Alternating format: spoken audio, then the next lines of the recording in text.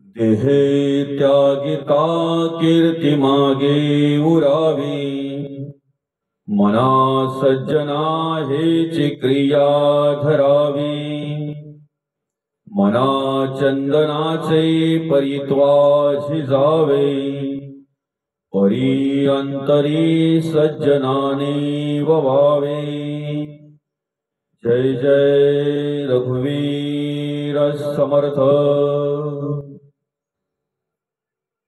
श्रीराम।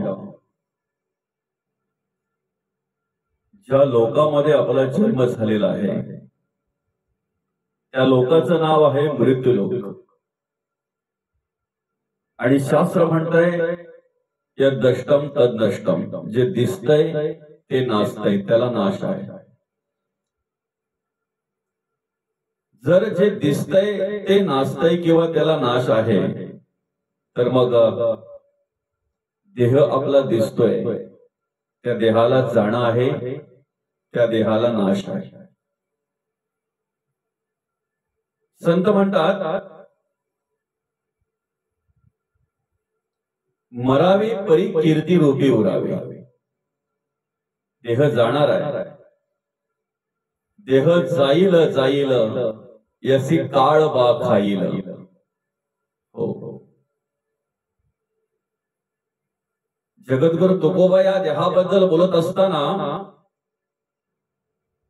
असं म्हणतात, नासिवंत देह जाणार सकळ आयुष्य खातो काळ सावधान। क्षणक्षण हाची करावा विचार, करावया पार भव सिंधू। आणि आपल्या हिंदुस्थान मध्ये अनेक माता होऊन गेल्या, त्यापैकी एक आपल्या मुलांना योग्य ते मार्गदर्शन करणारी, आपल्या मुलांवर चांगल्या प्रकारे संस्कार करणारी माता म्हणजे मदालसा माता। त्या मदालसा माता आपल्या पालण्यात असलेल्या मुलाला उपदेश करतायत आणि उपदेश करताना काय म्हणतायत, हा देह नासिवंत मल मूत्राचा बाधा, वरी चर्म घातले रे कृमी कीटकाचा साथा। रव रव दुर्गंधी रे अमंगळ तिचा बाधा, स्मरे त्या हरिहरा शरण जाई गोविंदा। आणि म्हणून या ठिकाणी या श्लोकामध्ये समर्थ पहिल्या चरणामध्ये आपल्याला ओळख करून देतात, मार्गदर्शन करतात। देह त्यागिता कीर्ती मागे उरावी। देह नाशिवंत आहे, देह जाणार आहे, देहाची माती होणार आहे। शेवटी आपल्या समोर अग्नी दिल्यानंतर राख होते त्या देहाची। पण आयुष्याची आणि जीवनाची राख होऊ नये असं जर वाटत असेल तर त्यासाठी चांगल्या विचाराने जगायला हवं, चांगली कर्म करायला हवी। सद्विचार, सत्कर्म, सद्गुण आत्मसात करायला हवे। जर सद्गुण, सद्विचार आणि सत्कर्म जर आपल्याकडून घडली तर देह जरी गेला तरी कीर्ती रूपाने आपण उरणार आहोत, राहणार आहोत। आणि म्हणून मरणाचे स्मरण असावे, भय कदापि नसावे। देह जाणार आहे, देह त्यागावा लागणार आहे। आपल्या जीवनामध्ये, आपल्या आयुष्यामध्ये अनेक गोष्टी सत्य आहेत। त्या अनेक सत्य असलेल्या गोष्टींपैकी एक सत्य ते म्हणजेच आपल्याला एक ना एक दिवस जावं लागणार आहे। एक ना एक दिवस या देहाची माती होणार आहे। हे सत्य ज्या दिवशी आपण स्वीकारू ना त्या दिवशी आपल्या आयुष्यातले सगळे वाद मिटले जातील। जो अहंकार आहे, जो अभिमान आहे, जो गर्व ताठा या देहामध्ये आहे तो गळून पडला जाईल। फक्त जायचं आहे एवढं स्मरणात ठेवा, जाणार आहे एवढं स्मरणात ठेवा। मृत्यूचे, मरणाचे स्मरण असावे, जाणार आहे याचं स्मरण असावं, पण भीती नसावी, भय नसावं। देह जाईल, देह जाणार आहे याचं स्मरण असावं, पण जाणार आहे म्हणून तीच चिंता करत जर आपण बसलो, देह जाणार, देह जाणार, एक दिवस जायचं आहे, एक दिवस मी जाणार आहे, तेच तेच जर चिंता आपण करत बसलो, तेच चिंतन जर आपण करत बसलो, तर आपल्याकडून कुठल्याही प्रकारची कर्म घडणार नाहीत. देह जाणार आहे याचं स्मरण आपल्याला असावं. मग त्यासाठी आपण काय करायला हवं? जर कीर्ती रूपाने आपल्याला या ठिकाणी राहायचं आहे, तर त्यासाठी कशा पद्धतीने कार्य करायला हवं याची जाणीव, याची ओळख या ठिकाणी समर्थ आपल्याला करून देतात. आणि म्हणून समर्थ काय म्हणतात? देह त्यागिता कीर्ती मागे उरावी. जगद्गुरु तुकोबा माऊली ज्ञानोबा शांती ब्रह्मनाथ महाराज, जनाबाई कान्होपत्र, बहिणाबाई मुक्ताबाई, गोरोबा काका संत सेना महाराज, संत रोहिदास स्वामी, नरहरी सोनार महाराज, अनेक संतांचा जर आपण विचार केला तर अनेक संतांनी या ठिकाणी कार्य केलं. देहाने जरी गेले असले तरी कीर्ती रूपाने मात्र त्यांच्या विचाराने, त्यांच्या गुणांनी, त्यांच्या कर्माने आजही ते आपल्या घरात आहेत. त्यांच्या वाङ्मयाच्या रूपाने, त्यांच्या विचाराच्या रूपाने आजही ते संत आपल्या हृदयात आहेत. आपल्या हृदय जागी त्यांनी स्थान केलेलं आहे. आपल्या हृदय स्थानामध्ये त्यांनी घर केलेलं आहे. त्यांच्या विचारांनी, त्यांच्या कर्माने. देह जरी गेले तरी कीर्ती रूपाने मनुष्य राहता येत आहे, माणसाला राहता येत आहे. फक्त त्याप्रमाणे कीर्ती करता आली पाहिजे, त्याप्रमाणे कार्य करता आलं पाहिजे.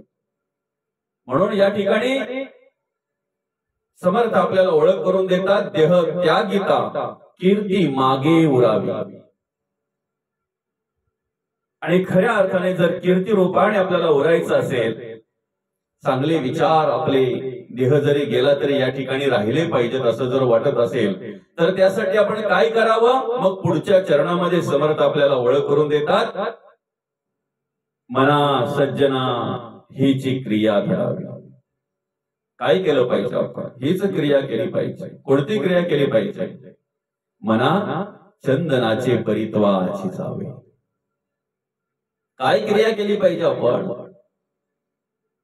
जे जगद्गुरु तुकोबांनी कार्य केलं, माऊली ज्ञानोबांनी कार्य केलं, संतांनी जे कार्य केलं ते कार्य आपल्याकडून घडायला हवं. निष्कामतेने, निरापेक्षेने जर आपण या ठिकाणी कार्य केलं, स्वतःसाठी जगता जगता समाजासाठी कशा प्रकारे जगावं हे ज्ञान माणसाला झालं की कीर्ती रूपाने आपोआप मनुष्य उरला जातो. स्वतःसाठी जगता जगता स्वतःचं कार्य करता करता देवाचं, देशाचं आणि धर्माचं कार्य कशा प्रकारे करावं हे ज्ञान ज्या दिवशी माणसाला होत आहे, त्या दिवशी त्याच्याकडून देह जरी गेला तरी कीर्ती रूपाने उरणारी कर्म, विचार, कार्य त्याच्याकडून घडलं जात आहे. आणि म्हणून मना सज्जना हीची क्रिया धरावी. काय क्रिया धरावी? कशा प्रकारे कार्य करावं? आणि मग त्याची ओळख करून देतात समर्थ. मना चंदनाचे परित्वाची जावे. चंदन शीतल आहे, शांत आहे, सुगंध दरवळला जातो. तो स्वतः झिजत असतो. तो स्वतः ज्या वेळेला झिजतोय त्या वेळेला सर्वत्र सुगंध दरवळला जातो. माणसाने अशा प्रकारे कर्म करावी, कार्य करावं का आपण आपल्या जीवनामध्ये, आपल्या आयुष्यामध्ये कार्य करत असताना आपल्या कर्माचा, आपल्या विचारांचा सुगंध सर्वत्र दरवळायला हवा, सर्वत्र पसरायला हवा. आणि त्या कर्माचा, कार्याचा, विचारांचा सुगंध पाहून माणसांनी आपल्याकडे आकर्षित व्हावं. आज आपण संतांना पाहून त्या ठिकाणी आपण आकर्षित होतो. त्यांचा देह पाहून नाही, त्यांची सौंदर्यता पाहून नाही, त्यांचं रूप पाहून नाही, त्यांची कर्म, त्यांचे विचार, त्यांचं कार्य पाहून आपण त्या ठिकाणी आकर्षित होत असतो. संतांच्या कर्माच्या, कार्याचा आणि विचारांचा जर आपण अभ्यास केला तर आपलं मन त्या ठिकाणी आकर्षित होत आहे. आपली सगळी इंद्रिय त्या ठिकाणी आकर्षित होतात. त्यांच्याप्रमाणे वागण्याचा, जगण्याचा प्रत्येक मनुष्य प्रयत्न करत असतो. चंदन स्वतः झिजतंय, इतरांना सुगंध देत असतंय. साधू पुरुषांचं कार्य त्याचप्रमाणे असतंय, सत्पुरुषांचं कार्य त्याचप्रमाणे असतंय. स्वतः झिजत असतात, स्वतः कार्य करत असतात, पण कर्माचा, विचारांचा आणि गुणांचा सुगंध मात्र संपूर्ण समाजामध्ये त्यांच्या दरवळत असतो, सर्वत्र दरवळत असतो. आणि तो सुगंध पाहूनच माणसं आकर्षित होत असतात, लोक आकर्षित होत असतात. आपणही या ठिकाणी कार्य करत असताना स्वतः झिजून देवकार्य कशा प्रकारे घडेल याचा विचार केला पाहिजे, धर्मकार्य आपल्याकडून कसं घडेल याचा विचार केला पाहिजे. चंदनाचा नुसता संग जरी झाला तरी बोरींना चंदनाचा सुगंध येतो. चंदनाच्या संगे बोरी बिघडल्या, जगद्गुरु तुकोबा म्हणतात. साधू पुरुषांचा नुसता संग जरी झाला ना तरी आपल्याकडे विचारामध्ये परिवर्तन होते, आपल्या गुणांमध्ये परिवर्तन होते. परमार्थ आणि भक्ती करण्यासाठी, देव कार्य करण्यासाठी आपल्या अंतःकरणामध्ये स्फूर्ती निर्माण होत असते, नुसता साधू पुरुषांचा संग झाला तरी. म्हणून अखंड आणि अखंड आपण साधू पुरुषांच्या संगतीला असायला हवं, सत्पुरुषांच्या संगतीला असायला हवं. मनाला हाक मारलेली या ठिकाणी मनाला उपदेश केलेला आहे समर्थांनी. आणि काय म्हणतात समर्थ? मना चंदनाचे परित्वाज जावे. देह गेल्यानंतर कीर्ती रूपाने जर आपल्याला राहायचं असेल तर चंदन ते सहाणेवर ज्याप्रमाणे झिजतय तसा परमार्थामध्ये देह झिजला पाहिजे, उपासनेमध्ये देह झिजला पाहिजे. ज्या वेळेला तुम्ही परमार्थासाठी कार्य करताय, देव कार्य करताय, त्यावेळेला ते कार्य करण्यासाठी स्वतः पांडुरंग परमात्मा श्री राम प्रभू आपल्याला सामर्थ्य देत असतात, स्वतः भगवंत आपल्याला सामर्थ्य देत असतात. मात्र अधर्माची कर्म करताना, अनितीने वागताना, नको त्या प्रकारच्या रस्त्यामध्ये पंथामध्ये वाटचाल करताना मनाचं मनोरंजन जर होत असेल आपलं आणि मनाच्या मनोरंजनासाठी टाइम पास म्हणून जर काही कार्य आपण करत असू ना तर त्या ठिकाणी भगवंत सामर्थ्य देत नसतो, देव सामर्थ्य देत नसतो. तर आपण काय करतोय माहितीये का? देवाने आपल्या बरोबर दिलेली आर्थिक, कायिक, वाचिक आणि मानसिक या चारही प्रकारची शिल्लक आपण संपवित असतो. आणि एकदा काय ती संपली ना की मग ते विषय आपल्याला ढकलवून देत असतात. मग कोणीही कोणाचं नसतंय, कोणीही कोणाचं नसतंय. म्हणून या देहामध्ये कार्य करत असताना तुम्ही आम्ही एक स्मरण ठेवलं पाहिजे, अमूल्य किमतीचा देह आहे. 84 लक्ष योनीतून मुक्त होण्याचा मार्ग म्हणजे हा नरदेह आहे. 83,99,999 योनी सुकवण्याचा मार्ग म्हणजे हा नरदेह आहे. हा देह तुम्हा आम्हाला मिळालेला आहे. ही सगळ्यात मोठी देवाने दिलेली आपल्याला गिफ्ट आहे, भेट आहे, सगळ्यात मोठी गिफ्ट आहे. नरदेव म्हणजे देह त्यागनाच्या आधी, अर्थात तो शेवटचा क्षण येण्याच्या आधी आपण अखंड आणि अखंड भगवंताचं स्मरण करायला हवं, परमार्थ भक्ती करायला हवी. गीतेतील 8व्या अध्यायातील 6व्या श्लोकामध्ये भगवंत मार्गदर्शन करत असताना सांगतात, यम्यम वापी स्मरण भावम त्यजत्यन्ते कलेवरम तम तमे व्यक्ती कोणते सदा तद्भाव भावितः. तुम्ही तुमच्या आयुष्यामध्ये जी कर्म करताय, ज्याच्यावर प्रेम करताय, ज्याच्याविषयी तुमच्या अंतःकरणामध्ये ममत्व निर्माण होते, तीच वस्तू तुम्हाला शेवटच्या वेळेला आठवते. आणि जी वस्तू तुम्हाला शेवटच्या वेळेला आठवते, मेल्यानंतर त्याच वस्तूला तुम्ही प्राप्त होत असतात. मग आम्हाला जर देवाच्या चरणी लीन व्हायचंय, एकरूप व्हायचंय, जीव शिव जर ऐक्य करायचंय तर आम्ही अखंड आणि अखंड भगवंताचं स्मरण करायला हवं. देह त्यागण्याच्या आधी आम्ही जी कर्म करतोय ना, ज्या पद्धतीने राहतोय ना, तीच कर्म जर आम्हाला नंतर उपयोगी येतात, त्याच कर्माप्रमाणे जर आम्हाला नंतर गती प्राप्त होते, तर देह त्यागण्याच्या आधी आम्ही चांगल्या प्रकारे जगायला हवं, वागायला हवं. देह त्यागिता कीर्ती मागे उरावी, मना सज्जना हेची क्रिया धरावी, मना चंदनाचे परित्वाचे जावे.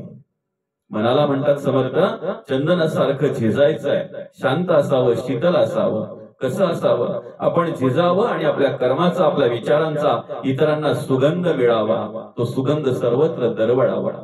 आणि असं जर असेल ना तर मग समर्थ म्हणतात, परी अंतरी सज्जना नीव व्हावे.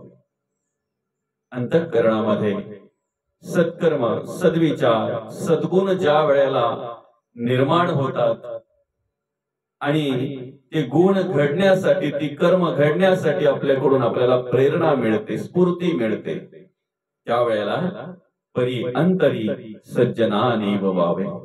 असो, ही कर्म आपल्याकडून घडावी, हे विचार आपल्या अंतःकरणामध्ये निर्माण व्हावेत, या उद्देशाने या 205 श्लोकांचा रचना या ठिकाणी समर्थांनी केलेली आहे. आपल्याला सर्व श्लोकांवर एक एक करून विवरण घ्यायचं आहे, सर्व श्लोक आपल्याला श्रवण करायचे आहेत. त्यासाठी आपण पांडुरंग परमात्म्याकडे, श्रीराम प्रभूंकडे प्रार्थना करूया. जय जय रघुवीर समर्थ.